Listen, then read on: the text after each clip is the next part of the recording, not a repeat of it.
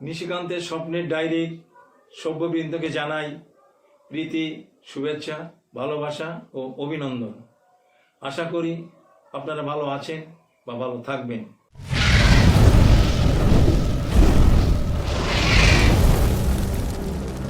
আজ আপনাদের জন্য যে কবিতাটি এনেছি আমার নিজের লেখা, তার নাম স্বার্থ। শুনুন কবিতাটি।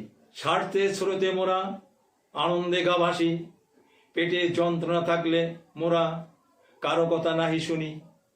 স্বার্থকে আমি খারাপ চোখে দেখি না, স্বার্থ না থাকলে মানুষ বাঁচে না।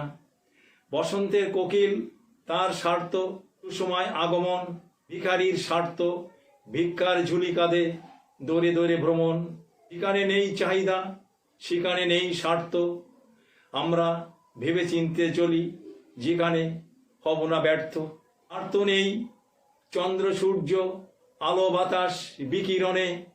মা সন্তান প্রসব করে নহে স্বার্থের কারণে। বিশ্বের বৃক্ষরাজি নেই কোনো আপন স্বার্থ। জীবের কল্যাণে অক্সিজেন দিয়ে নহে সে ব্যর্থ। অগ্নি বিনা স্বার্থে দেয় তার দাহিকা শক্তি। প্রদীপ নিঃশেষিত হয়ে পূরণ করে মানুষের ভক্তি।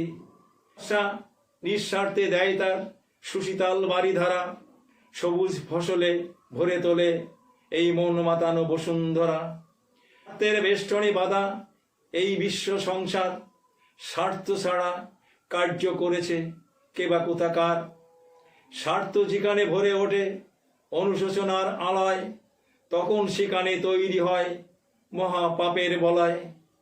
আমি সবাইকে অনুরোধের সুরে বলি, যেটুকু না হলে নয় সেইটুকু নাও ঝুলি ভরি। নিঃস্বার্থ মানব জাতিকে বলছে ডেকে মুক্তির কাণ্ডারি। পরবারের জন্যে ভরে নেব নিখিলের যত নিষ্পাপ নরনারী।